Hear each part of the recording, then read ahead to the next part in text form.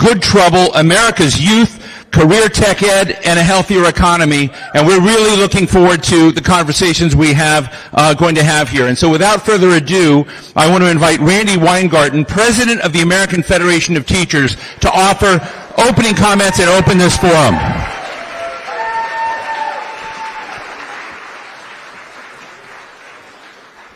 So, look at this. We have a cheering section today. But look, I'm gonna be brief because I think that what will emerge over the next hour will make what we're trying to do obvious, which is that the economy has changed always. There's been many industrial revolutions. Very few of them have had a just transition. There's been a push for universal public education for each and every child, also for generations. I wouldn't say hundreds of years, and I'm not going to get into the issues of inequity and whatever right now. What happens if we, in this next industrial revolution, whether you call it the tech age or the climate age or whatever else we call it, what if we could actually marry our conviction to have every public school be a place where parents want to send their children, educators want to work, and kids are engaged and kids thrive, and align that to the jobs of today and tomorrow, and start with all of that in high school or in junior high school, so that instead of kids having to make a decision about what they want to do after they go to college, which, by the way, 60% of the kids in America don't go to college initially, why don't we try to make high school about places where kids get to have options about what they want to do, and where we prepare kids for life, for community, for life, for career, for college, for pluralism. And so one of the answers is something that we've been doing in places across America, which is career tech ed. Career tech ed has a 90% graduation rate for kids, and 70% of those kids go to college immediately. Career tech ed is a place where we take tinkerers and they become critical thinkers. Career tech ed is a place where we take passion and meet purpose, and kids thrive. And so we wanted to put this program together, and frankly, for those of you who have watched the education wars for years, you know that the person who's speaking right after me and me haven't always agreed on everything. We've agreed on the importance of public education, but sometimes we've disagreed about how to get there. What we see is things like experiential learning, things like project-based instruction, things like making sure that kids like going to school and then learn the skills and knowledge that they need for the future. This is what we can do in high school. And guess what? Today, poll came out, PDK, that shows that 86% of parents want us to do this as well. So we think we have a way of thinking about how to transform our economy, how to transform our schools to a way that kids love being in schools, teachers love teaching, and we really ensure that kids are prepared for their lives, whatever their lives bring them. Thank you very much.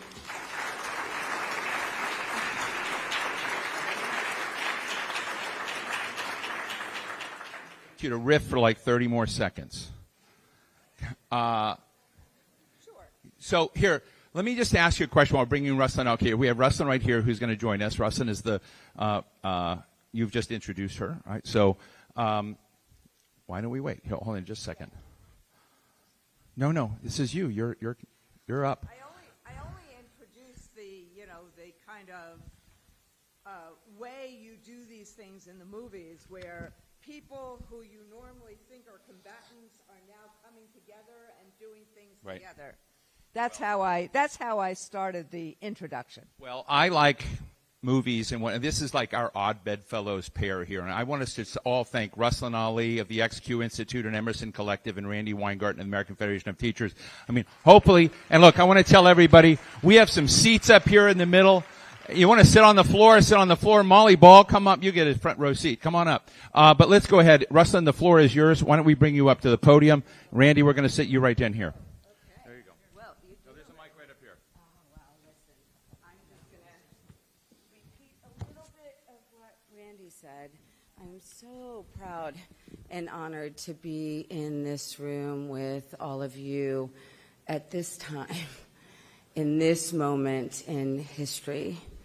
It is not only one of my greatest honors to team up with Randy in this most crucial work, because no matter our sometimes more salacious than they were fights, we now are in a world in which technology, policy, data, research shows us what is right for young people, standing on the shoulders of the giants of this world of education, equity, and reform.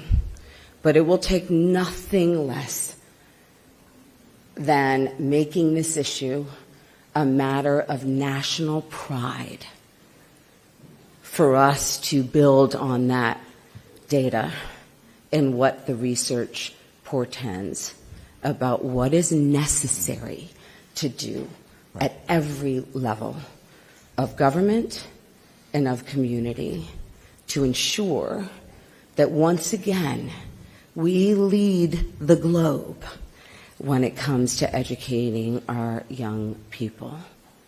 For too long, it has been about adult issues and adult fighting.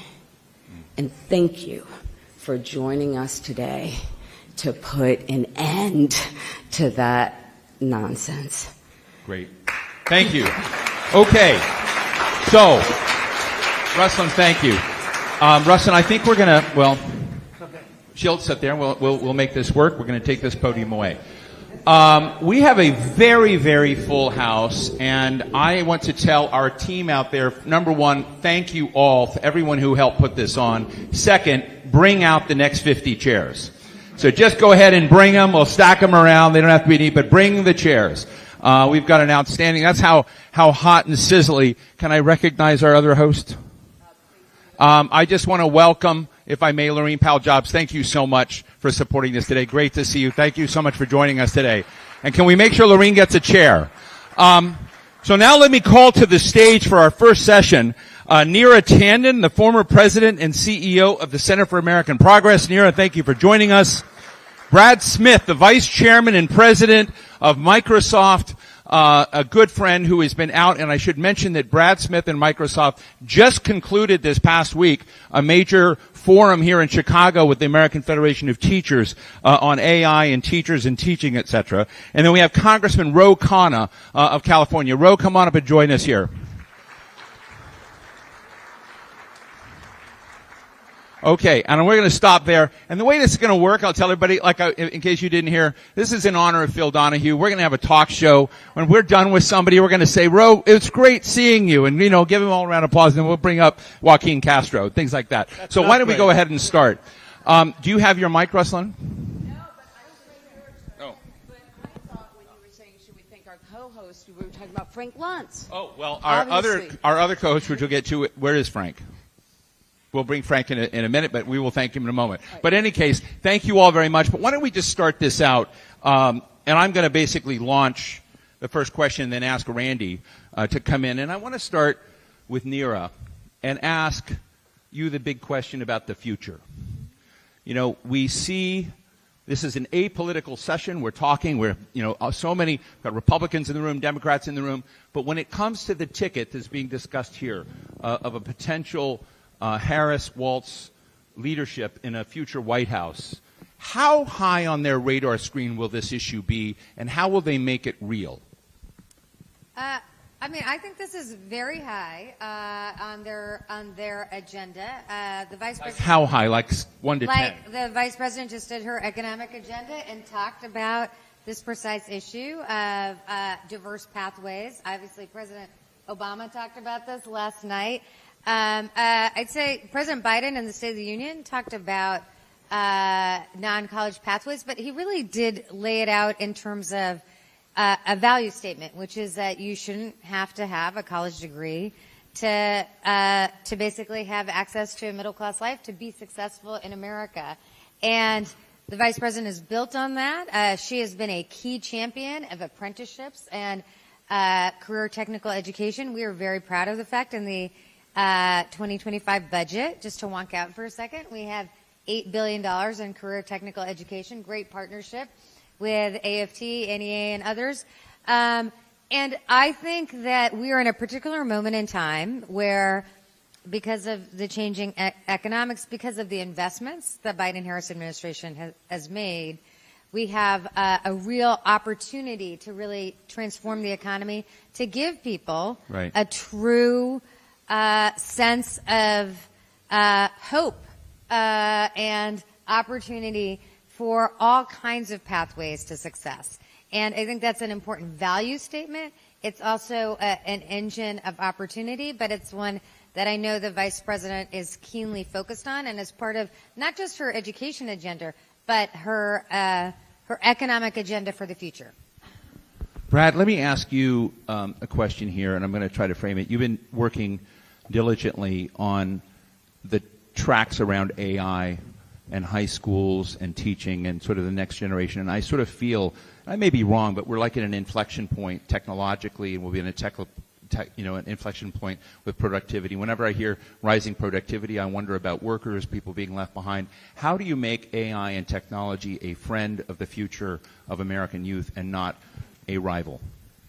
Well, I think we help people see how it can make their own future brighter. And we bring it to them and we make it accessible and we connect them with the kinds of pathways we're talking about here. I'll be in this room the voice for business. Business, if attracted properly and willing to engage, can become a critical partner in something that requires lots of partnerships. We created a program more than a decade ago to help bring computer science into schools and recruited volunteers from 3,000 companies that have been in 2,000 high schools that have actually now trained more than 100,000 students. And it's been a partnership with teachers so they could team teach and learn computer science. And it, I think, has been quite successful. We look at community colleges.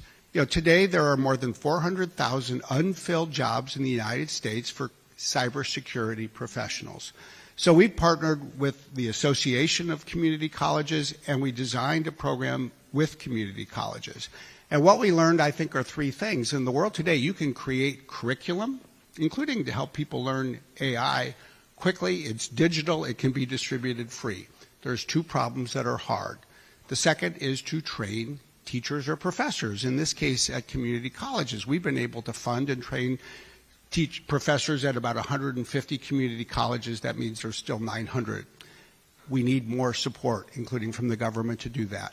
But three, the greatest shortfall of all, in my view, where we really need more government funding at the federal level, is scholarship assistance. As many of you all know, if you're in a community college today, you're basically, one breakdown of your car from having to drop out because you're living at the edge. And, we created a program. We've funded 25,000 scholarships, but oh my gosh, what a difference federal funding would mean for people to be able to go get the degrees, and they can learn this whole theme is so true. You don't need a 4-year degree. You just need to take a few courses and you are off and running. And then the third and last thing I will say is I just think that we are on the cusp of not just the need, but an opportunity for a new partnership between labor and business. That's what we've done with AFT. That's what we've done as a company with the AFL-CIO. And what we should recognize is that when it comes to post-secondary attainment of the United States, we have better 4-year institutions than any other country. We have community colleges that are a national jewel and asset, and we have extraordinary apprenticeship programs run by organized labor, by labor unions. And if we can figure out how to connect our high school students with all of these and nurture them with the respect and support that they deserve, we can go much farther and much faster. I want to get Randy in a moment after I bring Roe in, but one of the inspirations for this session today came from the Milken Institute Forum. Frank Luntz moderated a panel where Frank was on there with Randy Weingarten, with business leaders, venture capital firms, private equity firms, and you talked, we're going to get into in a minute, something along the lines that Brad Smith just talked about, talking about what healthy capitalism looks like. I'd never heard a labor leader talk in that way, so I want you to get into that because Brad just gave you a big opening. But before I do that, Congressman Khanna, if I may,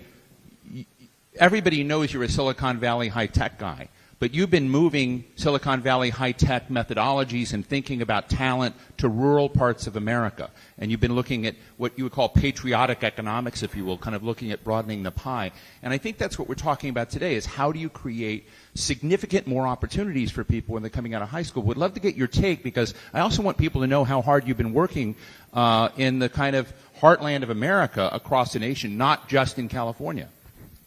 Well, Steve, let me give you a bipartisan, pragmatic idea that's patriotic and that the next president should do. It's not my idea. It was actually Prime Minister Jacinda Ardern from New Zealand, and she said she created a Prime Minister's Award for the best career technical student at every school to increase the status and the respect. Now, why don't we do a President's Award for the best career technical student in every school?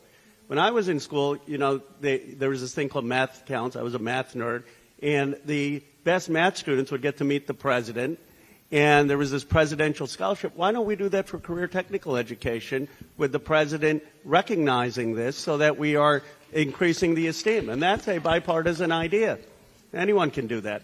The second thing, Frank Luntz, because he's a co-host, I'll ask his question, because he asked me coming in. He said, why is it that we have these panels every 5 years, every 2 years, and nothing gets done in Washington? I mean, nothing gets done. And the only thing we do in Congress is the Republicans say we want vouchers, and we say, no, you're going to kill the public schools. And that's all the debate. We have all this rhetoric, we're pro-education, but nothing gets done, and we're just fighting against each other. That's the reality. And why is that the case, and how do we break through that? My view is we have to look at history. The only reason America overtook Europe from 1910 to 1940, well, high school was for the elites in Europe. We got 80% of folks educated in high school in this country. And we had a huge advantage because we understood that the commitment to education was a commitment to our national security and our economic prosperity. Whoever's president, obviously I hope it's President Harris, but whoever's president should get a group of Republicans and Democrats together on day one and say, okay, what are the three things that we can all agree on? Because we have a lot of differences, but what are the three things we can agree on in terms of our economic competitiveness, and how do we get that done for this country? And until we have a bipartisan leadership like that, we're just going to keep fighting with each other. I'm going to, before you bring him in, I brought in Congressman Joaquin Castro. Can we have a round of applause for Joaquin Castro joining us? Congressman Castro is from San Antonio, and I want to flip this around. I don't want this to be a rah-rah session, isn't CTE so great? I want to, because I know you believe that already. I know that the people here do that. I'd like to know what you see as the stumbling blocks, what's getting in the way. From your perspective as a legislator, we have one of the biggest business figures in the country. We have someone who is the former head of the Center for American Progress, and she has a side job.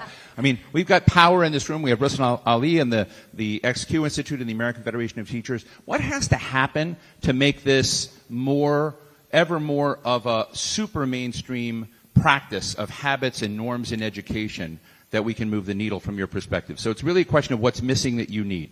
Well, I've had an interesting experience in politics because I served in the state legislature in Texas, have served now in Congress for 12 years.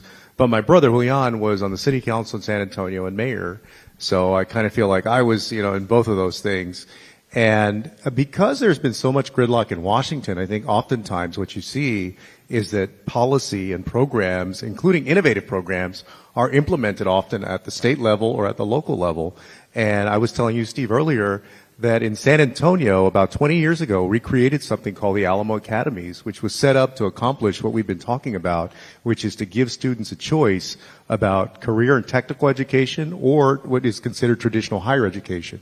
So these students would, starting in high school, be able to go to the community college and basically be helped into fields in cybersecurity now, in mechanics, in nursing and healthcare, all of these different fields that would then help them build upon that. So I think that it's very doable. I think Congress can be especially helpful with funding, and then, of course, innovation itself. But yeah, I mean, it's absolutely going on. I would encourage folks to take a look at what's going on in different cities and in different states. Great, thank you. Randy, I would like to come back to you and Ruslan.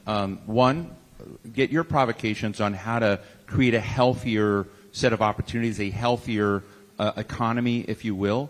Same from Ruslan, if you'd like to respond and have engagement with you. So we'll go to Randy, and I see that Neera just gave me a 2-finger and a wink, so she wants to come up too. Do you want me to be provocative first? Always. Or do you want me to be we proactive have, first? like, just, so just look, poke away. You're going to be provocative, whatever they say. Look, I think we have not made choices for young people the norm. They've been the exception. And so the San Antonio program is fantastic. I saw a great program in Yonkers. There are great programs there's the head of the Senate Education Committee in New York State who's from Westchester County. There are great dual enrollment programs, AP, all these other things. What we haven't done in the United States is we have not made high school about lots of different career choices. We've made high school college prep.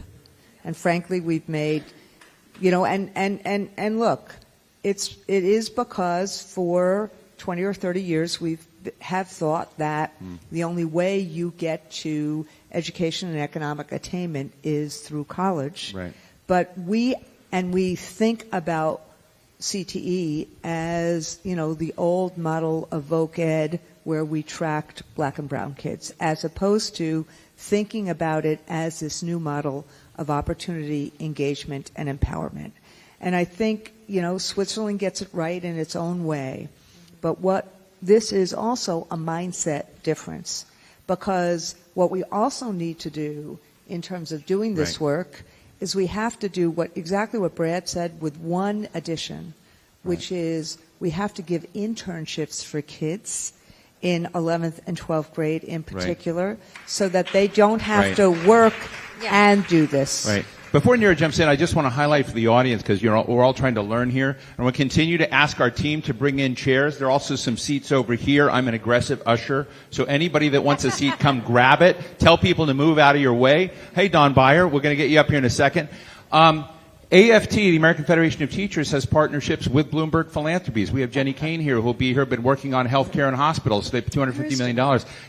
You used to kind of wrestle with Michael Bloomberg as much as you did Ruslan Ali, right? I mean, so, when you kind of look at the way the world has changed, so that's one. Governor Kathy Hochul is going to be in here in a moment talking about upstate New York, Micron, and basically how the CHIPS investment has created a whole new arrangement in the tech area. And we've seen with Microsoft working this and working with the AFL-CIO and with AFT. So I just want to have that punctuated, because as a guy who's been in the policy space for a long time, those are new parts of the topography of education. And I just wanted to see, are you going to expand that? And Ruslan, I'd like to bring, Neera's going to jump in before she hits me. Part of our strategy in the last few years, and I was looking for Mulgrew, if I can find him, where is he? Yeah. Part of it, he is really Michael Mulgrew, and I see he's with Governor Hochul.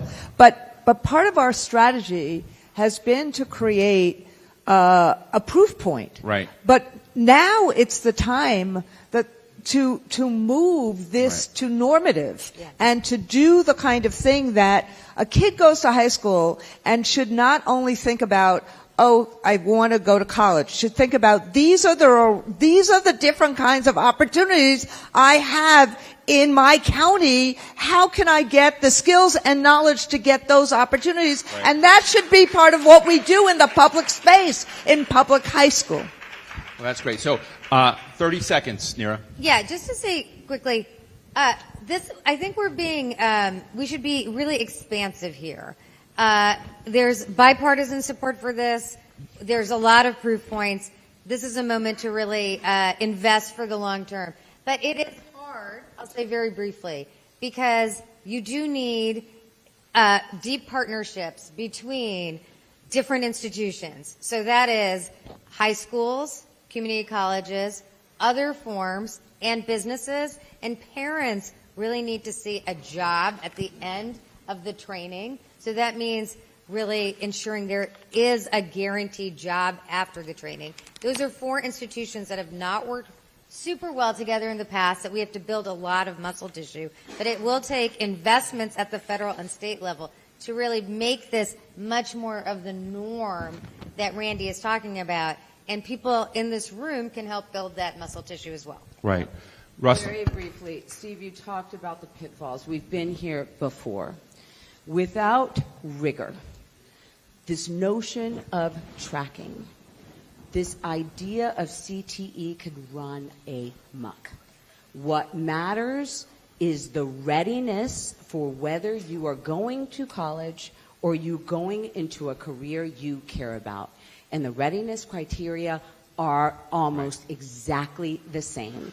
High schools are the place to do that and do it well. Otherwise, again, we create a different kind of tracking, one that will be hidden, one that will eradicate the progress that we made starting in the 80s on this idea of equity. The great news is we have hundreds of communities figuring this out, red and blue. From Indiana with the extraordinary Katie Jenner as its state chief, to Rhode Island with the extraordinary Angelica Infante Green. Doing this work based on data, based on science, based on best practice. Thank you. I'm going to give our 3 gentlemen here 30 seconds or less in your final. As Phil Donahue would say, make it good, make it short. We have Governor Hochul who's joined us. And so, Brad, final thoughts, quick thoughts? Well, there are lots of great things happening in this space in the United States. It's just that they seldom come from Washington, D.C. That's the reality. And I think we should feel good about the opportunity to work together in every community and state. And then we should feel even better if we can get more leadership from Washington. That's the opportunity of the next 4 years. Terrific. Quick comment, Ro? I think it's great that we have a lot of states, but I think that this has to become a national priority, and we need to make sure that we get Republican and Democratic support, because it's going to take funding to do this, and that's going to be critical to achieve the vision. And Joaquin Castro, final thought. Just to take one piece of it, you look at what's going on with artificial intelligence. This society is really on the cusp of another major technological revolution, and we need government, business, and academia, and Republicans and Democrats to work together to prepare our young people for the future they are going to live in this country. Well, listen, I want to thank this fantastic first panel. Thank you for launching all of us here. Governor Kathy Hochul from New York is here. We're going to have a talk about real-world applications of this. And so I'm going to ask for a big round of applause for Russ. And Randy, you stay on the stage. Russ Ali, Neera Tanden, Brad Smith of Microsoft, Congressman Ro Khanna, Congressman Joaquin Castro. Thank you all so much. Randy, stay on stage. And I'm going to ask to join us up here Governor of New York, Kathy Hochul. Please give her a round of applause, and please join us on stage, Governor Hochul.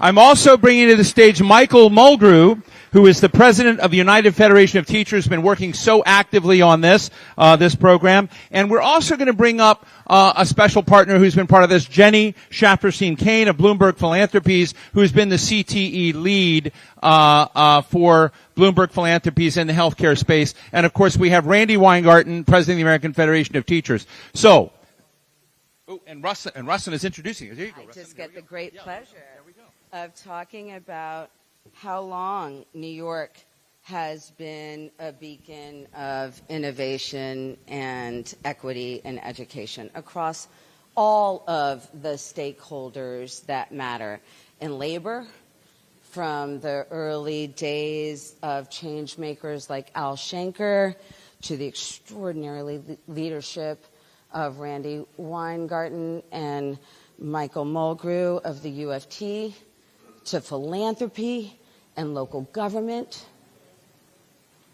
Jenny, thank you for being here from Bloomberg Philanthropies. And of course, no change can happen at the pace and scale we need to for young people that are relying on us to do it without the courage in the most senior levels of executive leadership in any state. Thank you, Governor, for being here to really anchor our work in what is so important across every level of government and stakeholders. Thank you. So this is a really important story to tell, which is why I'm glad we're having this particular panel, which is that Governor Hochul, and who's here from Syracuse right now? I saw a few people before. Who's here from New York? Yeah. They're all back home. Who's here from New York State? Yeah. There is, if every governor I know from New York over the course of the last 20, 30 years has been challenged by the fact that New York, like so many other places, was an industrial base and a farming base, an industrial base, your beloved Buffalo. And with the industries, with globalization, with industries leaving New York, you essentially saw the dearth of economic opportunity in upstate and midstate New York, central New York. What Kathy Hochul has done, Governor Hochul has done, is that she had, but this is before the CHIPS Act, working with Micron, thinking about how the New York could actually seed new economic opportunity. Now, done that before in Albany and other places, but in central New York it was really vexing. And so that's why I wanted this governor to talk about that story. And then layered onto that, this union president, and he's been doing it, and Steve is, a little bit constrained here. Both Michael Mulgrew and I had quite the relationship with Michael Bloomberg over the course of time. Yep, it was interesting. And what has happened is we are working together, both Michael Mulgrew in New York, me nationally, with the Bloomberg Foundation on how to create this same kind of pathway in healthcare. And so, but what Michael Mulgrew did, and I want to say this in here, and then they'll take the story from here. CHIPS technology, it's not such an easy thing. Our members in Brooklyn and now around the state are the ones creating the curriculum for the pathways to educate labor so that central New York can have this amazing economic development. That's the story of these two people, and then what we're doing in other ways as well. And that's why I personally really wanted to thank them publicly in front of all of you for that vision and that work. Thank you.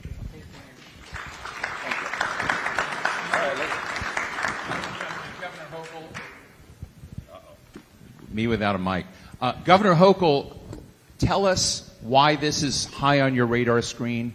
Tell us what got in the way, and tell us what's now becoming easier in the CTE experiment.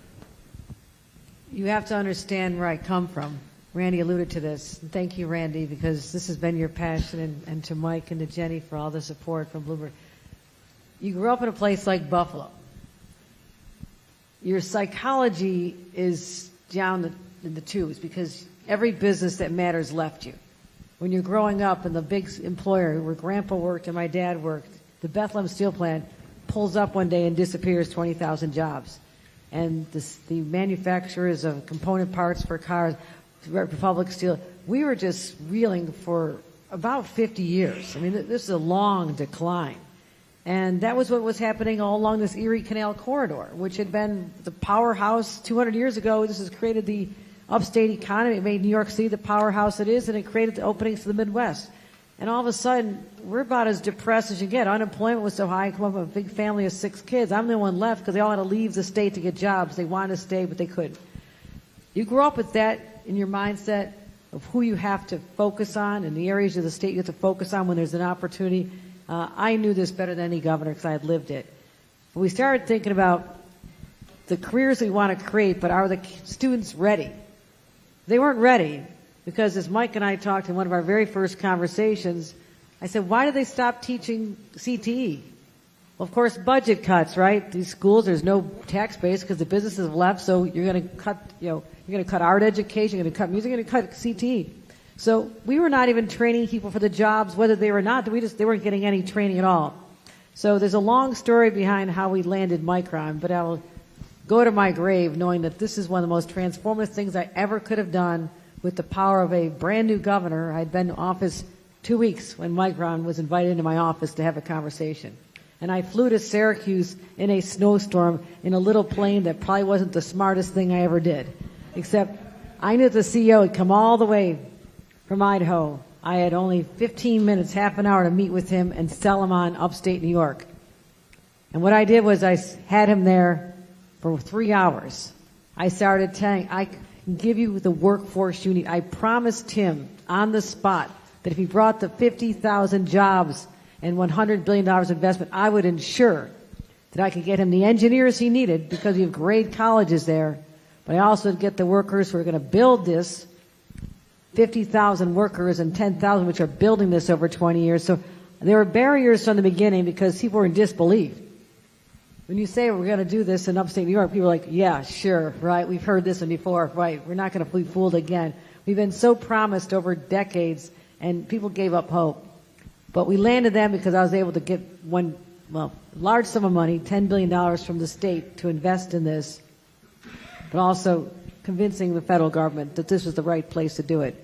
The challenges, I don't care about challenges. I don't think about challenges. We just break right through them. I mean, there's no challenge that'll ever get in my way. Because when we're dead set on doing something like saving the upstate New York economy, we could get it done. So they've been a great partner. When we have a minute, I'll tell you all the things they're doing. But I don't not to interrupt, can you tell us how popular it is with your citizens? Oh my gosh, people just walk around smiling now. They're like, it's changed the in psychology. Buffalo, Rochester, Syracuse. We smile in Buffalo. It was friendly. I was up there. They're smiling a lot more. We smile. These are places where you get to an elevator and people is your best friend when you get out of the elevator. I mean, people are very friendly up there. And I sold the CEO of Micron on the fact that the workforce here has in their DNA a commitment to companies. You bring them on early on, they'll stay with you for 30 years. That's what we offer because we know that turnover is a very expensive proposition for employers. And I could offer them highly educated, smart people with great public schools that we're continuing to invest in, and I would get them the training they need for these young people, and that's what we're focused on. It's changed everything, everything. Michael Mulgrew, I'd love to hear from you. I think one of the things that I'm, as a journalist in this place where, I tend to look at things, skeptical. We often hear about boutique stories of, here's a success thing here, here's something in this school that's great that some teacher or program is doing. I'm really interested in how you scale excellence and partnerships and get the norms and habits of cooperation going to move the needle for not only high school students but for communities and states. And my sense is that UFT and what you've been doing has become huge, and I would like to get a sense of the scale. So right now at this moment we have approximately 120,000 students inside of what is known as a certified CTE program. That means we have an industry partner who has signed off on the curriculum.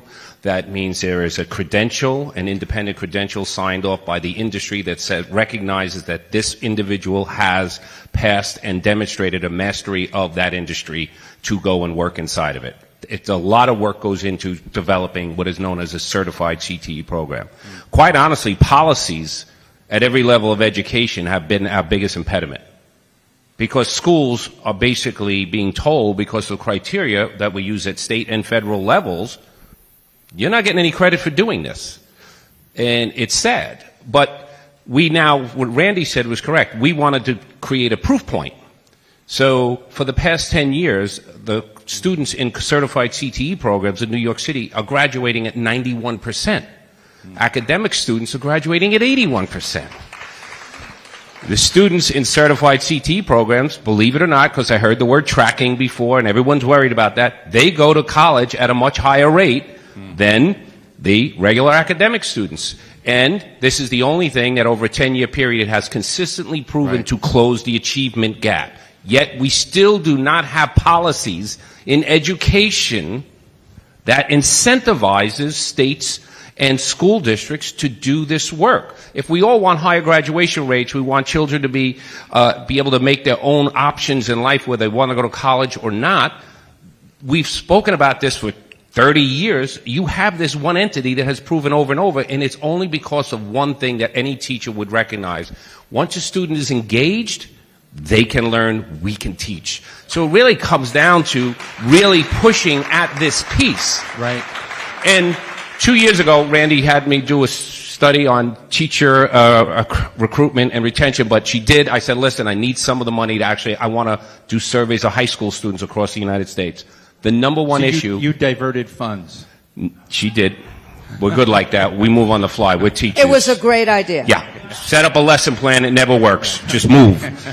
So the number one issue for every high school student that we surveyed across the country, they want relevance in their education, and they feel our system is not relevant to what they want to learn. So that's how you build scale. But now it's about policy. You were speaking before with the last panel about we have this opportunity out of this moment. Well, parents want it. We know it works for children. It does promise all the things we've been talking about for 30 years, raising all of the achievement numbers.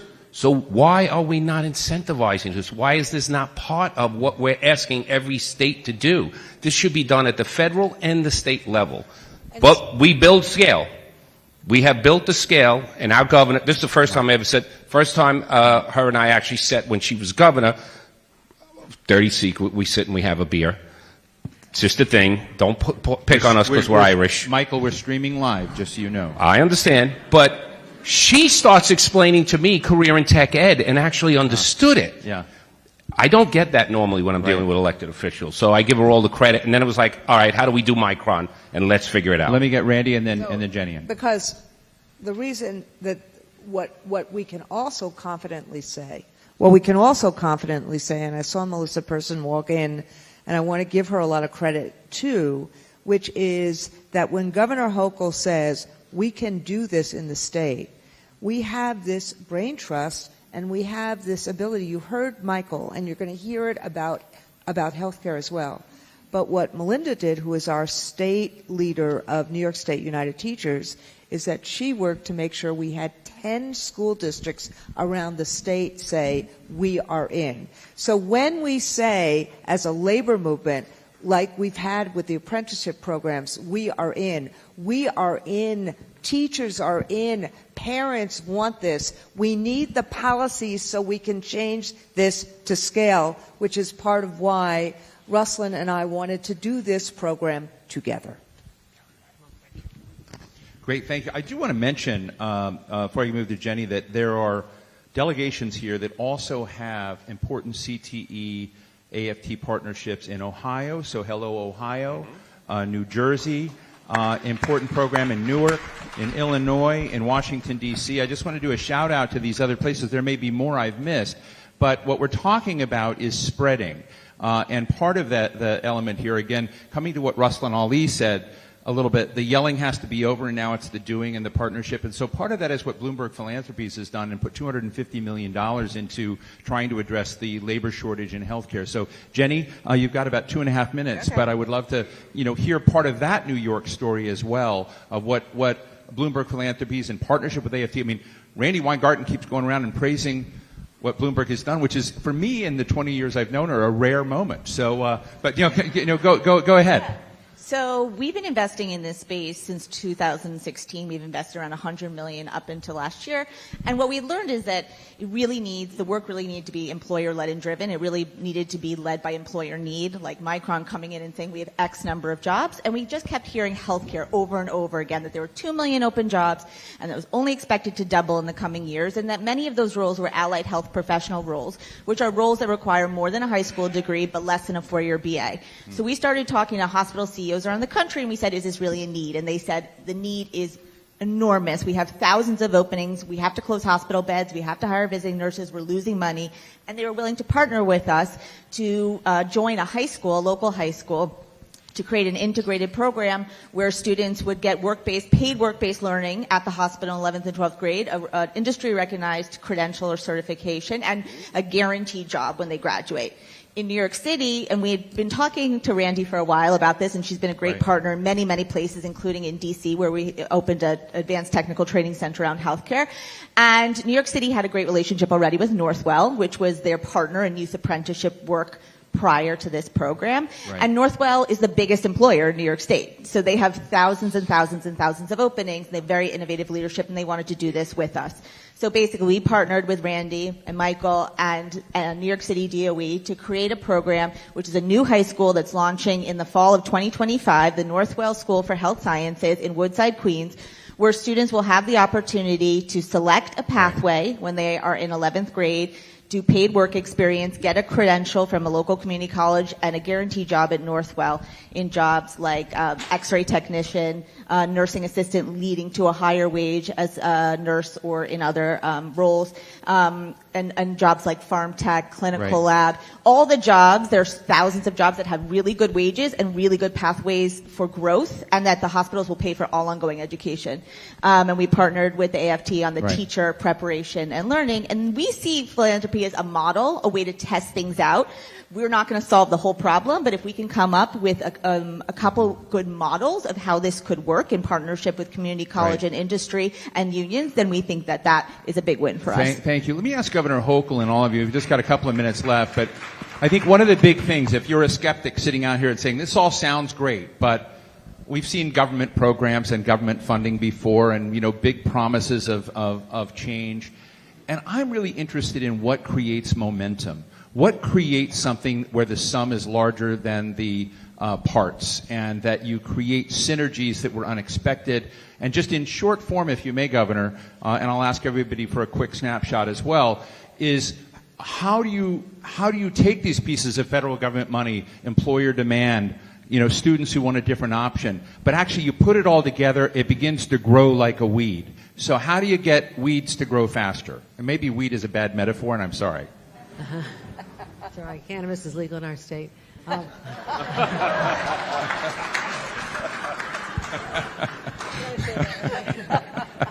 Okay, that wins something. Let me quote one of the great speakers of the convention last night, Michelle Obama. Yeah. Stop talking about it and do something. Yeah. We stopped talking about it. Yeah. We started working behind the scenes. We didn't come out all flashy and promise and we'll get to it someday in the future. We decided the future is now. And so that's why these partnerships based on long-term friendships and trust, where you come up with the ideas, we'll fund it. We're putting $71 million toward a new STEAM school in Syracuse. Right. We're helping Micron, which is making a $500 million community investment in Syracuse, 400 from them, 100 from the state, to help going into the hardest hit, underserved communities and giving those young people hope. And to make sure that we have more women in the workplace, because I'm getting sick and tired of going to tech sites and places where I don't see enough women. I said we need a child care center on site. The shovels are in the ground. We're not talking about it. When this facility opens up, the next couple, the women will already be, the men and women will already have child care for their children, so we can get more women in the workforce. So we just started doing it. And I'm an impatient person. And I said, I don't want this to happen someday. It has to happen now. And I think President Biden, who helped jumpstart this for us, thank God for him, and Gina Raimondo, who had the vision to say, we're going to... She's on her way. Okay. Let's salute Gina Raimondo, because we had so many meetings. I went to the White House so many times and said, We got to be expansive. We have this Right. great idea. We can get it done, but let's just do something. Thank you. 10 seconds, Michael. Sorry, I ate your time, Mike. Look, we spend billions of dollars at the federal and state level for workforce development, economic development. Let's just be clear. I'm sorry if I get people upset. These are silos. Yeah. And these silos have to be broken. And it's time to create a new model for our entire country that will actually help students. And remember, this is about creating options for our students, for them to be able to say, I have options in life coming out of high school. That is a beautiful thing that all educators will support. Really well But the used. silos got to be broken Really down. well used 10 seconds. Jenny, 10 seconds. I would just say that industry where there are a lot of jobs, where a CEO can see that this is good from a business perspective in addition to a community and philanthropic perspective is a really great starting point for this type of work, because that is how he or she is going to push it forward and make it Excellent. happen. Final word, Randy, and then we've got a bunch of members of Congress here. This is an example that works. We have to make examples like this the norm, not the exception. That way, we will change America again. And the hope that you talked about in terms of Buffalo, that's what we're going for. We're going for people seeing that their communities can be places they want to live and they want to raise their families again. That means we have to create good union jobs. You're all really good troublemakers. Good troublemakers. So, big round of applause for Jenny Sharfstein-Cain, Michael Magoo, New York Governor Kathy Hochul, and Randy Weingarten. Thank you very much for joining us.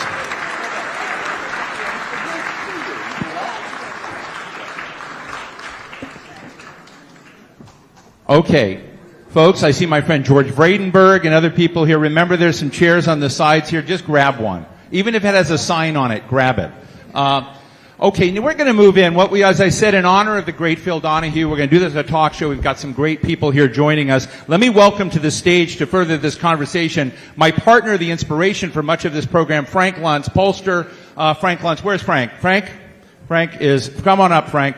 Frank is going to co-moderate this with me, and I want to tell you his incredible forum that he did at the Milken Institute, where he created odd bedfellow understandings about this, was fantastic. So we've got Frank coming up and joining us, and then I'd like to invite our panel up here, Senator Sheldon Whitehouse. Let's give a round of from Rhode Island. Senator Whitehouse, come join us. We have Senator Peter Welch from Vermont, my good friend. We have Representative Dawn Beyer. And, hey, Peter, good to see you. And do we have Liz here? Is Liz Schuler here? Liz Schuler. Liz, hi, I didn't see you coming up. Okay, come on up. Liz Schuler, come on up. Come join us. Right here. Anywhere. Grab a chair, grab a mic. Yeah, it's very loose in here. Yeah. Go ahead, Don. Senator, go ahead and sit. So, here we go. Thank you, Liz. Thank you for joining us. You know all these people already, right? So, okay, there you go. All right, let's sit down and talk. And I want to ask Frank to help set us up. Frank has some quick charts. He's going to hopefully do short form, but just give us a real quick view, Frank, of the terrain and how it's changed in this country. So it's a privilege to sit up here with you all. Hopefully this is loud enough. They've got a microphone here. I don't know if we can hear it. Guys, somebody dialing it? Thank you. Okay, go ahead. I'm going to give you 5 examples. By the way, you should know that it's an honor to be at the Democratic Convention. I will tell you that the Republicans hate me, and the Democrats don't. Have you become a Democrat? No, I'm not. And the Democrats don't. So basically, I'm a man without a country, so please don't hurt me. I feel just like the senator from Vermont. Right.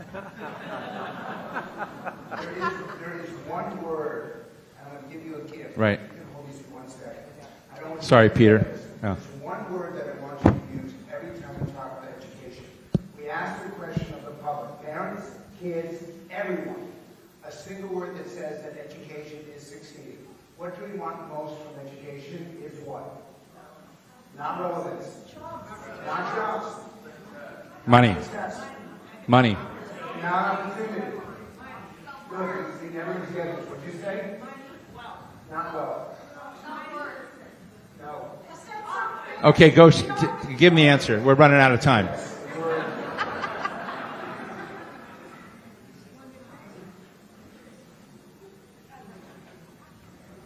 engaged. I have to acknowledge that everyone got it because I want you to Oh. remember it. Because the language, if you get the language wrong, you're not going to get the reform you're looking for. You're not going to get the change you're looking for. Next is that it is not about teachers. It is not about schools. It is not about education. The number one value that they're looking for is children or kids. And it's all about them. Third, accountability alienates some people. No excuses, no exceptions. It's the language that communicates that you really want to make a change. Right. And finally, what is absolutely critical in getting people, they have to see that things are going to be better in the future. That word better, not improved, not reformed, making a better system for all children. And if you want to use equity, don't. Equity is a phrase for this room. Right. Equity is for all of us here, but not out there. If you're going to get Republicans and Democrats, conservatives and liberals, every student in every community, in every corner of the country, everyone, all of us together, that is a better way than saying equity, and I'm begging you. If you want to be successful, it's not about your effort, it's not about your desire, you've got to get the language right. Please do. Let's thank Frank Luntz. Now he's engaged in the program. And I want to come to Senator Whitehouse first. And, this is interactive. You can respond to each other, jump in. Sheldon, do you have a mic? Sheldon, do you have a mic there? You want a mic? You've got a mic. Got a mic. To come back to what Michael Mulgrew just said about silos, it really hit me. And I don't want to be in a silo today either. And so when I think about the subjects, whether it was in the Republican convention, the Democratic convention, how to improve the world, how do the world make the better for the next generation. It's really about social contract. It's really about civitas. It's really about something much more. We're talking about one element here, but we're also talking about what sort of ethics we're instilling in people. And I'd like to, you're one of, everyone here on stage is sort of the ethics equation in government, but I'm interested in how our conversation about diversifying and enriching opportunities for students can also be part of the ethics journey for youth in America. Well, I think Mike used the term relevance. I think ethics might be a bad word, according to Frank. Maybe it's engaged. I don't know. I think it's probably fine. Anyway, we all know what we're talking about. But to the extent relevance is a goal, I think you need to push beyond having that be like career and technical education relevance. It has to be relevance to life. Hold it close. And one of the things that kids are trying to learn where they go to school is, like, who can you trust? And what institutions can you trust? And for what? And how does this fit into my world, where they're reaching out beyond the family that's raising them? And it just seems to me that kind of since 2010, we've been in an extremely corrupted public environment. And I picked 2010 because that's when Citizens United came down and just launched all this ghastly dark money into our politics and stopped climate progress and all that kind of stuff. So I think one of the things that's relevant for a child working through their education is to learn about these issues of trust and reliability and integrity and honesty, and that can be learned in real time. I'm afraid that lessons plans might predate Citizens United, so people aren't kind of up to speed on that and how it's rolled out. But if you've got a kid who's reading in the newspaper about a Supreme Court justice who got a free $250,000 motor coach, right, who has his dependents' tuition paid, right, by somebody, who has his mom's rent paid by the same person, whose wife is receiving money on the side from the same outfit, and that's all in the news, and nobody's talking to them about, like, how is this supposed to work and where should trust properly be, then I think it makes the world a lot more confusing. So I think I would go back to that word relevance and try to make sure that the civic engagement is relevant. I want to bring Frank in. Frank, you jump in your question, but while we're doing that, I'm going to start walking around and invite Congressman Mark Takano to come up and join us on stage, be part of this conversation. Well, so Mark, thank you so much for joining us. Mark Takano from California. A round of applause. You can be part of this. So Frank, over to you.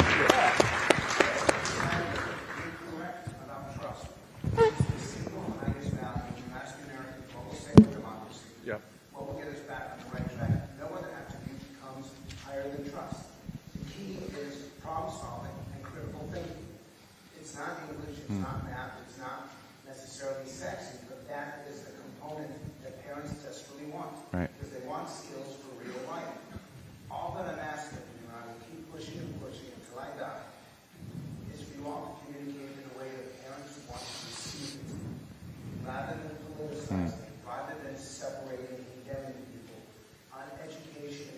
Right. Like foreign policy, where the partisanship stops at the school gates, and where we focus on working together, side by side, rolling into the sleeves. I never would have said this 10 years Right. ago. I now believe it so strongly now, but we all have to do it, and we have to call out our own side when we get it wrong. Right. Let me bring in Peter Welch. Senator Welch, I love saying Senator Welch, by the way. I've known you for way too long. But Peter, you have been one of the most major players in health and healthcare. We just heard from Jenny Kane on what's going on in CT and healthcare. But I'm interested in your story, and as as I pitched this idea of, hey, come talk about CTE and high school options, you jumped on it right away and said yes. So I just want to ask you, why are you here? Why does this topic matter to you? Well, it's existential. I mean, how our kids get educated and how they have a sense of who they are, how they have a sense of agency, how they have a sense of confidence to be able to face the day and overcome setbacks along the way. That's what education fundamentally is about.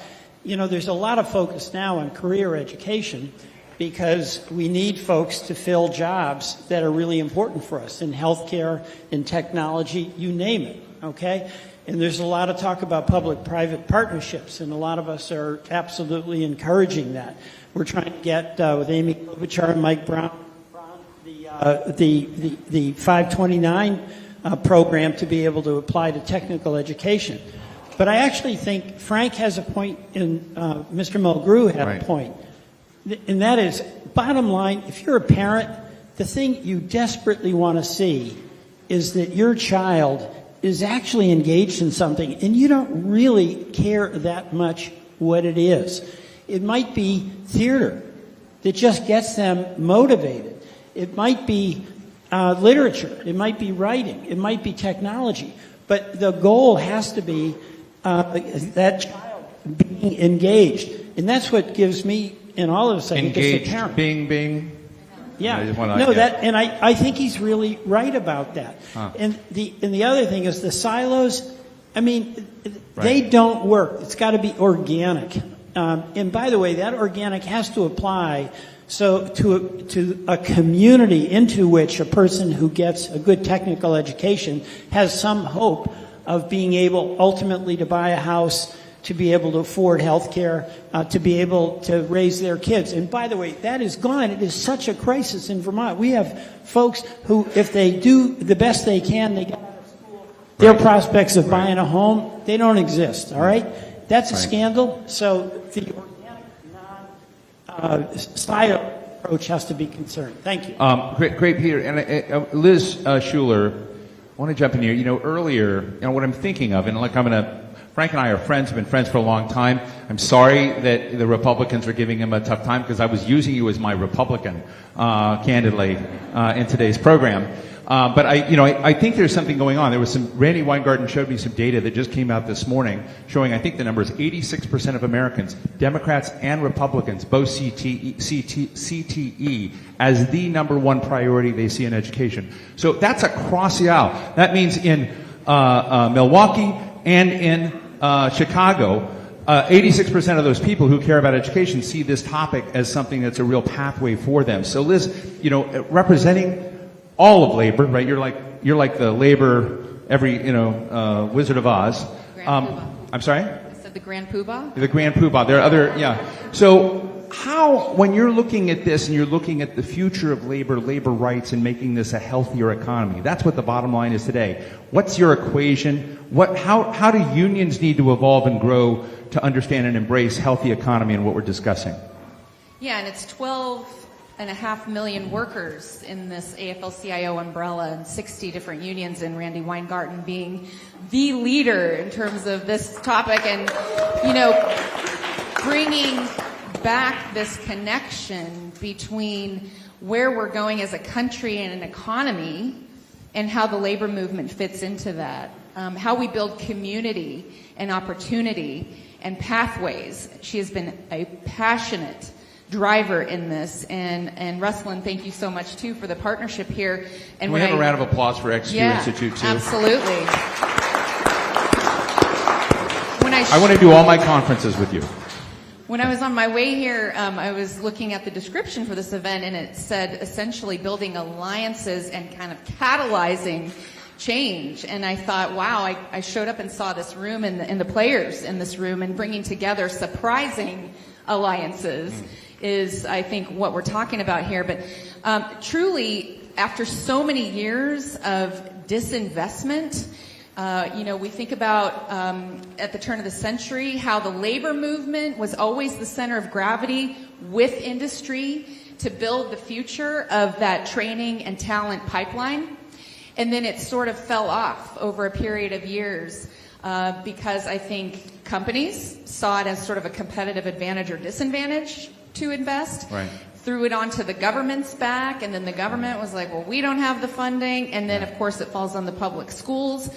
And this narrative and demonization that has taken place even just in the last 10 years has called into question, right, people's trust. So getting back to trust, which was brought up just a minute ago, we are now, fast forward today, thanks to the work of like Randy and others, unions are the most trusted messengers. We are at an all-time high because people see us out there fighting for them. And so if you have now 70%, I think, of the public trusts unions, believes in unions, I think it's almost 90% of people under the age of 30 think unions are good for this country and is a backbone. We should look to the labor movement and its models for to scale these kinds of programs, whether it's in education, in healthcare, manufacturing, entertainment. We have examples now in culinary and hospitality. We have the playbook. Right. We just need the investment piece and this partnership of these unusual allies, all seeing that if we do this together, this is the way our country is going to be more competitive.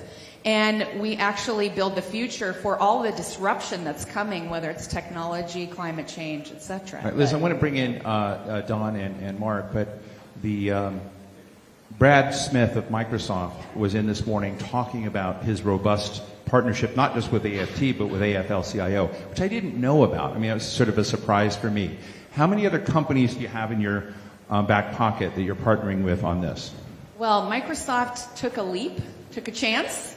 And actually, not many people are aware, too. It's a partnership on AI and getting worker voices into the labs, in with the developers, front-loading worker voice in the development of technology. But it's also a commitment to neutrality, where unions people can form unions within the Microsoft footprint and its supply chain. So getting back to trust, yet again, this is about trust and relationships.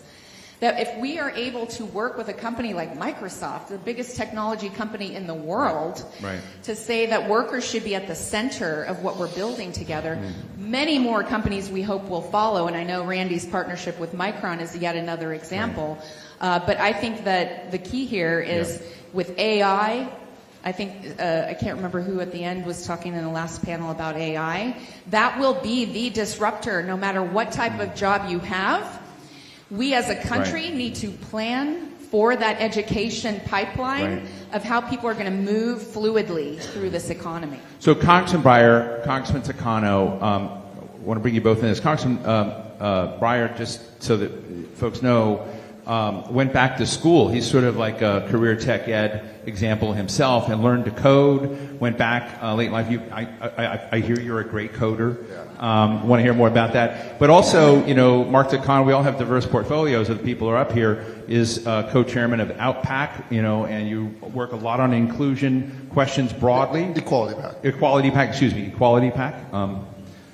They got merged in my mind, but Equality PAC, and also has done so much in veterans and sort of advancing, you know, veterans opportunities. So when I look at this, and I come back to this question about civitas, social contract, ethics, it's also, you know, in high school youth we're looking about, but it's basically about a bigger equation than just that. So, Don, I want you to share with us why this topic is of concern to you and your constituents, and let me make it tough on you. What haven't you and your colleagues done on this front that you want to do and get accomplished? Easy questions. First of all, I want to tell you, I got invited to be a peer tutor this morning. I'm so excited. It's great. On computer science. So I'm the oldest one ever to be invited to do that. Right? Great. You know, having invested so much in it at my age in the computer science, I actually find myself pulled back to the earliest starts. That if I look at what's happening in the school systems in Northern Virginia, I think I'm most excited about is the emphasis on getting everybody reading at grade level by age 3. Because if you can't read, you can't progress. I ran car dealerships for years, so I became a huge fan of blue-collar intelligence. Right. You know, there are people without college educations, even without high school degrees, that are dramatically intelligent and can fix wiring systems or whatever in ways that we can't imagine. But if they can't read, they can't progress and they can't grow the thing. So that would be number one. And that, of course, gets back to all of life, all of communication is about story. And if you can't read, you don't get the story, you don't get the empathy, you don't get the ability to test all the garbage that's out there and throw it away. Mark? Well, my Veterans Affairs sort of profile is often emphasized. And what's not been sort of kind of brought to the fore is my 24-year stint in the public schools.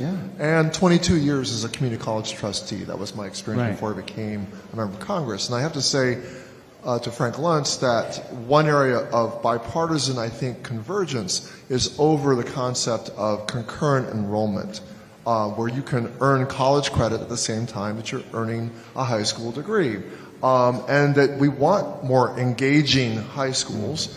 I had the privilege of looking at experiments in New York City under Mayor Bloomberg, early college high schools. Enormously popular, enormously successful, and I always thought we needed some intense program for career and technical education. I'm happy to say that one of the things we did when we brought back earmarks, $1.5 million earmark for Riverside Community College to do the curriculum development and planning for the Inland Empire Technical Trade Center. Working with labor unions, we have enormous shortage of skilled positions in the trades. And what's the idea? Not only can you earn stackable credentials, a high school degree, at the same time you're earning a certificate in a trade, but you earn while you learn. That's an important part. You earn while you're learning. You're earning stackable credentials that will lead to college. We don't have to make a false choice that it's the old school vocational tech, which minorities were tracked into, and which many minority communities are vehemently opposed to when they hear vocational education. We reinvented that concept under career and technical to get around that stigma. And our task is, look, what I dislike most about this current environment we're in, the polarized environment we're in, I represent minority communities, immigrants, who believe in education as their way out. And we don't want to suppress that. We don't want to make it wrong. We don't want to make higher ed wrong. We need basic science. We need people, brilliant people to develop. We need to develop everybody. But as we have all said in the first session, the pathway in career and tech ed leads to college in many cases, and is the foundation for college. Great. I want to give the senators here an opportunity to weigh in a moment before I thank them both for joining us, because I've got some other members who are going to come in. But yes. Let me just introduce. Oh, okay. Let me just do. Hold on a second. You've got a streaming here. Why don't you stand so the screen can see you? Because I think Senator Whitehouse. Can you hear me now, or should I use my voice? No, you've got to do it for the screen. I think the senator earlier said, about civic engagement and what we need to do about these things. I think that Westmore in Maryland has been doing some work. Sorry, I'm going to have my back to you. Has been doing some work in this in terms of service learning that actually helps us expand this notion on career tech ed, because career tech ed is an example of engagement. It is a way of creating that engagement and creating a sense for kids, for children, to see the world as their own and want to be involved and engaged in it. So I just think, Fagan, for a minute talk about the service learning that Governor Moore And this is doing. Fagan Harris, Chief of Staff to Senator Wes Moore, or Senator, Governor, he's not a senator yet, so Governor Wes Moore from Maryland, my governor. Fagan, thank you so much for being here. Tell us your story quick, and I'm going to tell people we're going to do this a little differently. Fagan's going to speak. We're going to have a couple of comments from here. I've got 3 members of Congress, and as I understand it, Gina Raimondo's here with us too. So we've got a lot to accomplish in the next few minutes, so Fagan, go ahead. I'll be brief. Thanks for having this conversation. It's so important. And why don't you look at the audience? There we go. The governor has a vision of a universal service option in Maryland where every young person can serve in their community full-time. Hold the mic closer. For several years across the state. Almost 2/3 of our service year participants move into registered apprenticeships. So in that way, it serves as a bridge to this career technical education. Give us the number of people that is. We've had almost 300 this past cycle, and we're Yeah. scaling to 2,000 over his first term Wow, a okay. year. And part of that is in response to the fact that we've got 60,000 graduates every year coming out of our high schools. Right. 15,000 of them don't necessarily know where they're going or what they want to do, and they're not necessarily engaged in the college path or even in the world of work. And so, Right. as the governor says, service helps us find out what makes our heart beat a little faster, and connecting that passion and Right. purpose, this point around engagement, to career pathways that can make the biggest Right. difference for our economy. And so we're excited about service as a strategy to Right. bridge to this career technical world. Thank you so much. Can I give polling, one piece of polling data? Almost 70% of Americans actually want to make that a requirement. They believe that young people should be giving something to their country in return for their country giving something to them. It is across the spectrum, so you're doing exactly what the American people want you to do. Thank I you. hope we can normalize service Right. as something that every young person wants to do in this country, and by making it universally available and accessible, I think we're moving decisively in that direction. And he's sitting back there. I just want to introduce, if you'll stand up, Daniel Beck. This gentleman just graduated from Sapper School. He was at the West Point Military Academy, graduated with honors. Daniel, you're a living, breathing example of what is great about America and the service that you give to this country. Excellent. Thank you. for Thank what you do. so much. Thank you. Senator Welch, I'm going to give you a chance for a final word, and I want to thank you for joining us. You know, the engagement point, I think, is really being reaffirmed here. And it can be getting that opportunity. It can be getting that opportunity in school. It can be getting that opportunity in service. Well, Right. by the way, when you do service, you're not just learning about something that interests you. You're learning about personal responsibility and the empowerment that comes when one accepts Right. the ability to be responsible. That's exciting. Right. So engagement, and then, of course, the key, all of us can remember that special teacher who somehow made us feel that, hey, maybe I can be somebody. So God bless our teachers. Thank you. Thank you. Give a round to Senator Welch. Thank you for joining us. Senator Whitehouse, final thought? My final thought would be that there's immense pressure in my line of work for Americans to be treated like and to behave like consumers. Sit on the couch, let the big special interests throw the ads onto your TV screen, and thumbs up, thumbs down based on the crap that you see on your TV screen. And I think the best place to begin pushing back against that consumer political model to a citizenship and more active political model is by starting that in the schools with a very solid civics and integrity program. Thank you, Senator. Liz Schuler, final thought. Liz Schuler.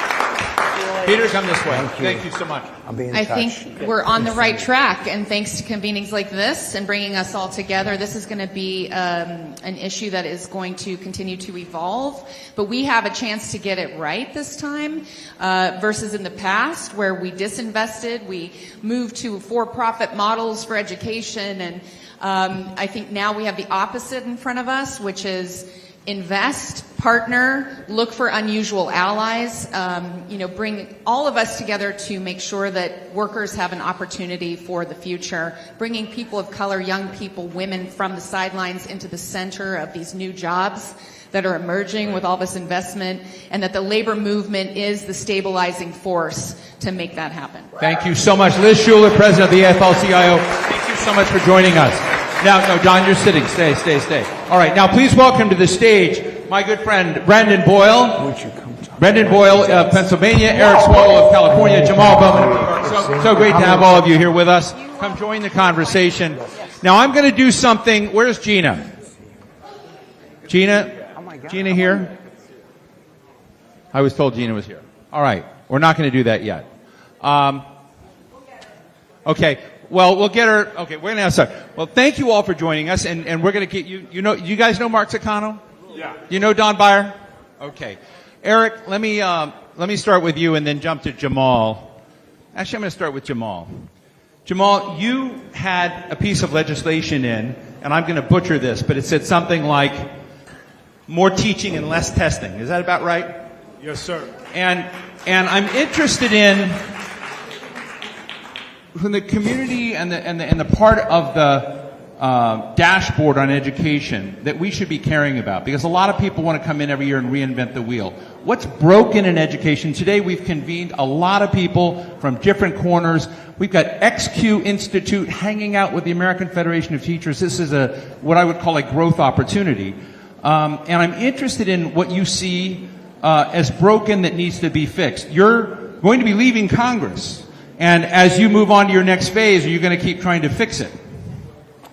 Why you had to start with that, man? I mean, why we got to start with? I'm an Nixonian realist. No, yes, I'm going to continue to try to fix it. The bill, more teaching, less testing, is just forcing us to take a step back and examine exactly what we should be measuring our kids against in alignment with the demands of a 21st century economy.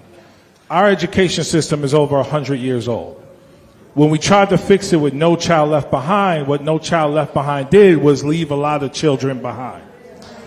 And it left a lot of children behind because of the overuse and research shows misuse of standardized testing every year overabundantly on kids in elementary and middle school, while again not meeting them where they are to really understand what their needs are, aligning what we teach and how we teach to those needs, but also aligning to a 21st century economy.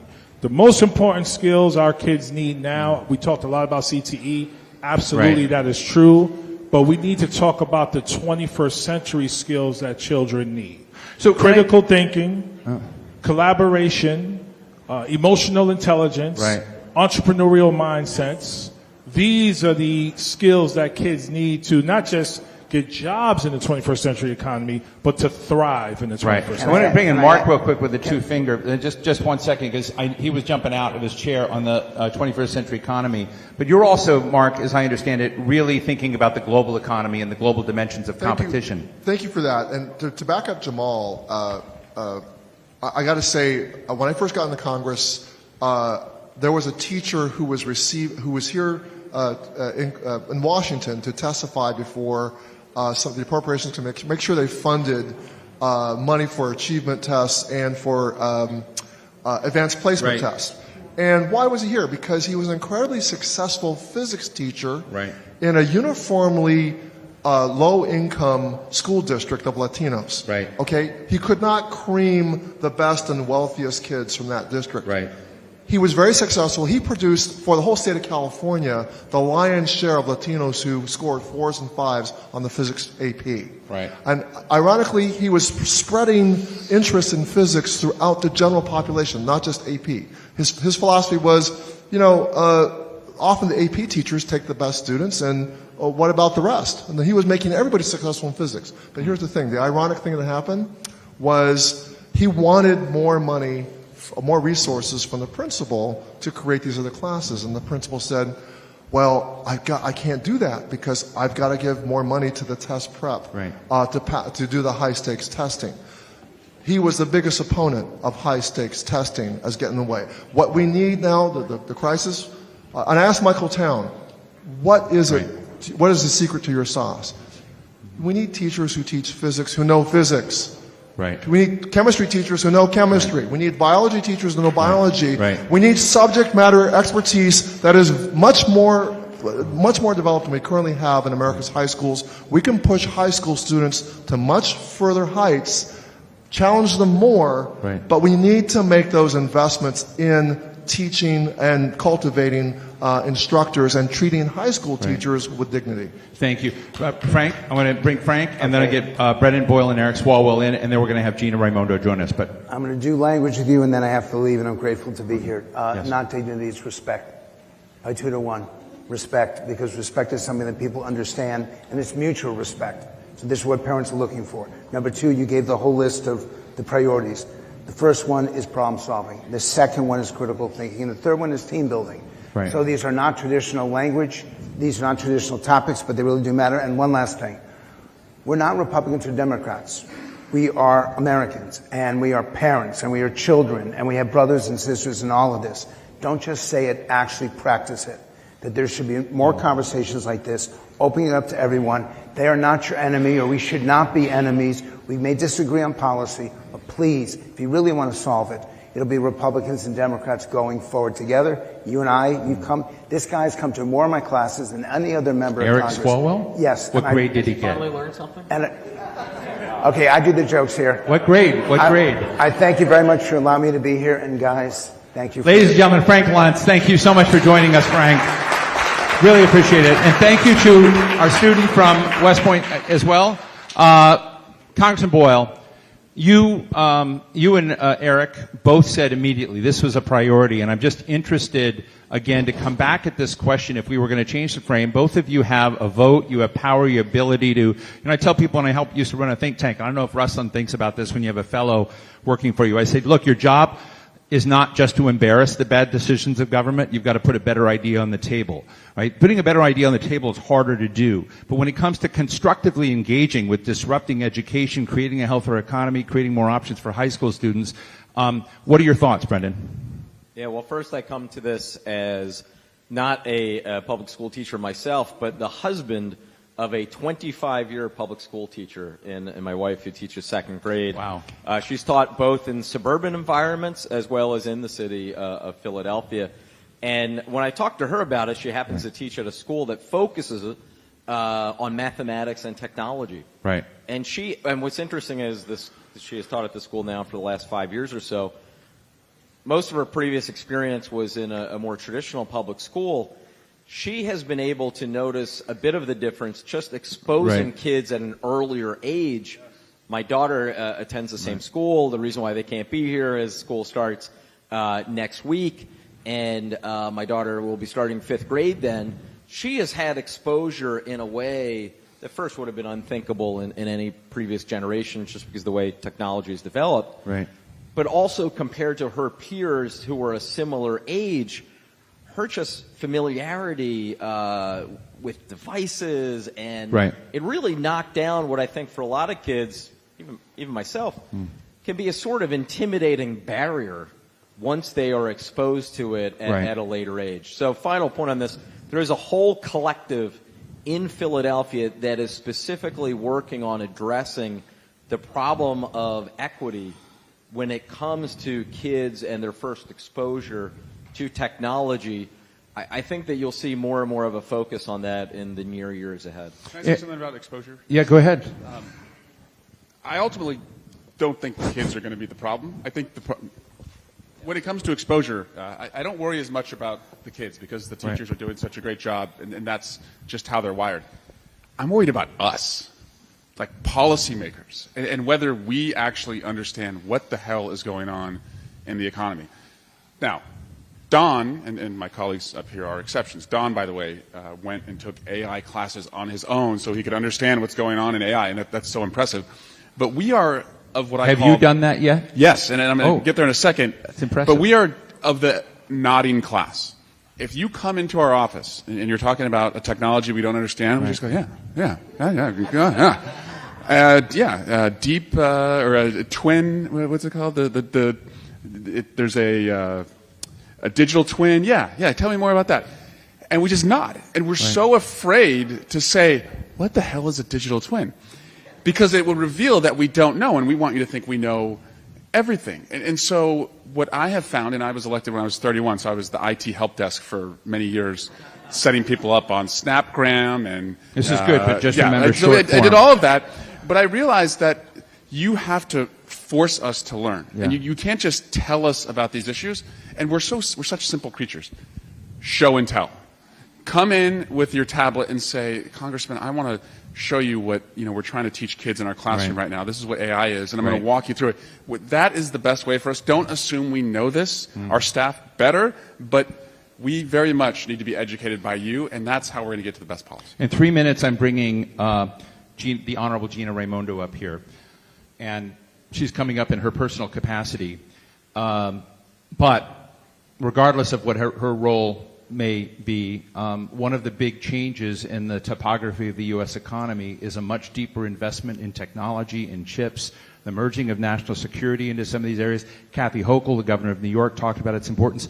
So in 30 seconds, I'm going to start with Mark Takano. Can you tell us what opportunity that presents to high school students into the way we teach and wire our future? And if you can do it short form, I'd be grateful. Mark? Well, I think what I want to say is we can all, I don't know if we're going to get members of Congress to go get more education, but one thing I deeply believe in is that Congress needs more expertise in technology and policy. I have argued for a long time, and I've inherited this amendment from the guy who was a physicist. It's the Office of Technology Assessment. We used to have 200 people who helped Congress understand this, scientists and technologists. We desperately need that kind of expertise to inform us about technology policy and science policy. Okay. 5 seconds, Don. I've been told Gina's got to go, so. Quick shout out to the high schools already. I was taking Python and Java at university. The kids already know it when they get there. Got it. Jamal, real short. We have to start earlier than high school. We have to do this in middle school. We have to do this in elementary school. Great. We need to prioritize early childhood education as well. Brandon? One other idea. Eric? One other idea for Randy. We have military fellows in the Congress. I would love to have a teaching fellow. My last district director was a teacher. I think that can be a deal. That can be a deal. Brandon, final word. I get that exposure at home. So probably, while I use a teaching short form fellow, probably don't need it. But again, like I said earlier and Jamal said, the earlier the exposure, the better. Right. Ladies and gentlemen, Congressman Brendan Boyle, Congressman Eric Swalwell, Congressman Jamal Bowman, Congressman Don Beyer, Congressman Mark Takano, thank you all so much for coming. Great. We're going to go this way. And now I'm going to ask a good friend. Look, I have a privileged job, and I get to talk to people about a lot of things. But Gina Raimondo, the Honorable Gina Raimondo, former governor of Rhode Island, etc., but she's a thinker in this issue. And I asked her this question about CTE, and she told us this. So please welcome to the stage the Honorable Gina Raimondo, who's going to make a set of remarks and help take us home on this. And I hope Gina talks about her dad.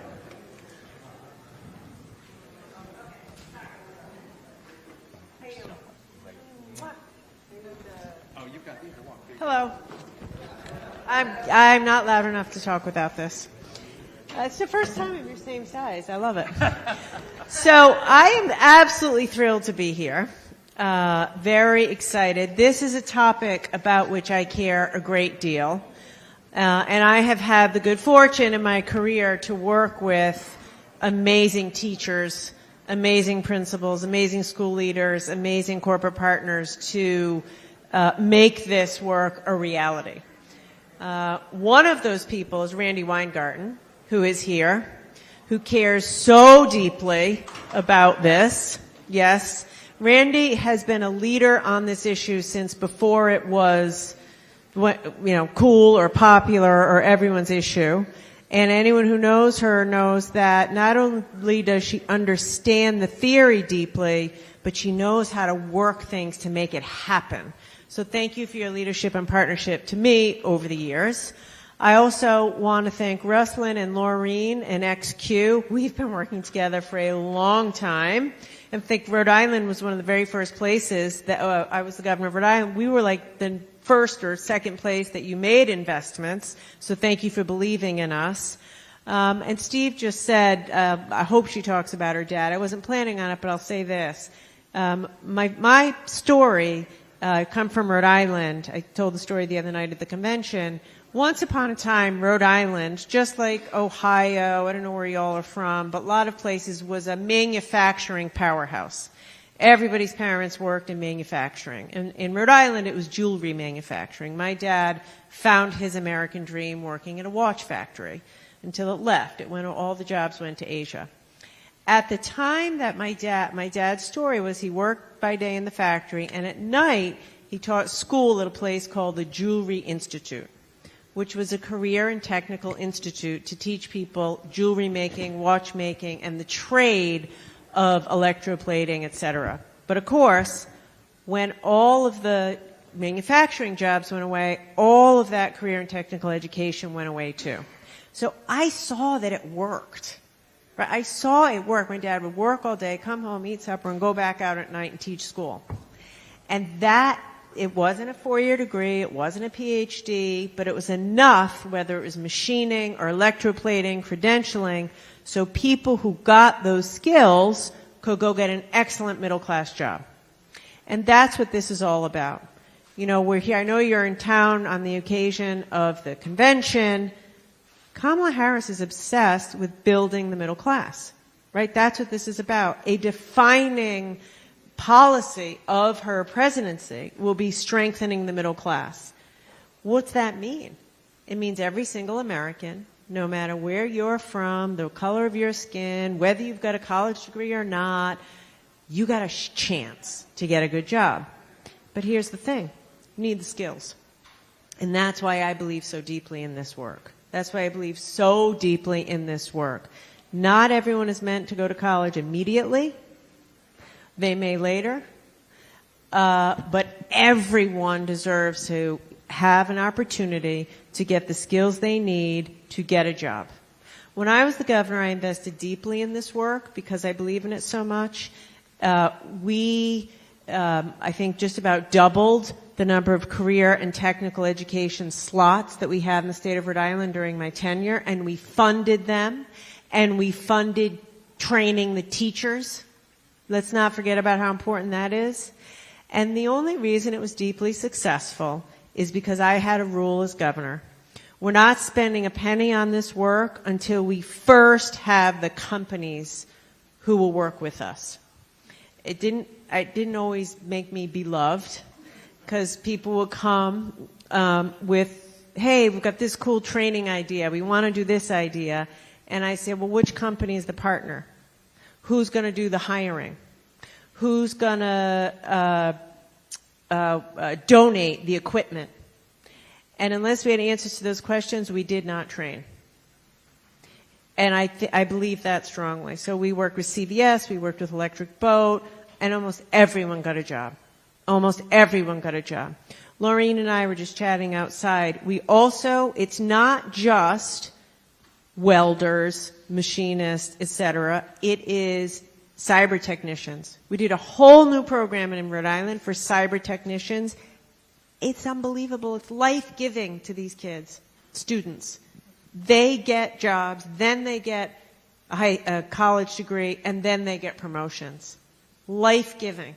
Cyber technician, AI, design, healthcare, jobs that are growing, and where companies, in order to grow, in order for our U.S. companies to be the most competitive in the world, they need skills, and people deserve a chance. So that's what this is all about, and I'm just very grateful to you, Randy. Randy and I are, now, we worked together when I was governor, now we're going on steroids as, I'm not here as secretary. Sorry. We're doing other stuff together. I just want you to know I did not do that. Sorry. No. Please forget I said that. Anyway, we're doing great things together. To each and every one of you in here who's a teacher, God bless you and thank you for being on the front lines. Seriously. I don't know how you do it, but thank God you do it. And the exciting thing is what we will continue to do together. So thank you for all that you do. Thank you for having me, and thank you for your leadership. Wait just a second here. We're going to... Look, we want to just say, no, we want you here. Yeah. We want to say thank you to you. Thank you. I know you're not here in an official current capacity, but the work that we have seen you do, we are both doers. You are doers. And you are a super duper doer. And the notion of being able to kind of integrate policymakers and the funding that you've been able to get in a job we can't talk about, and doing all the work to try to actually be able to make it in America and also have kids and adults have the skills so that they can enter the middle class. It's just been inspiring to work with you, so thank you. Let's keep going. Thank you. Thank you. Really, thank you. Thank you, Leslie. Thank you. Thank you. And so we've had this action-packed hour and a half. During the convention, there's a lot of things that people come to and leave. Until the last couple of minutes, we've had a packed audience. That gives us a sense, for those on the live stream, about how important this is to people who have come to the Democratic Convention. And it's important because it's our kids' lives. It's our futures. It's communities' futures. And I'm going to end by saying what I said at the beginning. Both of us really care about children. We have done different work in the way in which we care about children. But we're coming together around ideas that we know will strengthen schools, strengthen communities, and give kids the skills and knowledge and engagement that they need to soar. And so I just want to say I'm really honored to do this work with you. Thank you. Randy, thank you. A national treasure. A national treasure and a hero for all of us. This call to action needs to be so loud, so profound, so data-backed that it cannot be ignored any longer. Yes, we need different pathways, but still today, upward mobility, the likes of which our children are not going to get the way we did, requires degree and now skill attainment. This work to make that pathway real and rigorous for each and every one of our young people is as American as we can get here at the DNC, making it a part of our spirit across the aisle, making this apolitical. We were the first in the world to do universal high school, and we can do it again. Thank you. Thank you, everybody. And Steve? Can I just say, big round of applause and thank you to Randy Weingarten, President of the American Federation of Teachers, and Ruslan Ali, CEO of the XQ Institute. I think we made good trouble today. We did. Thank you, Steve. Thank you.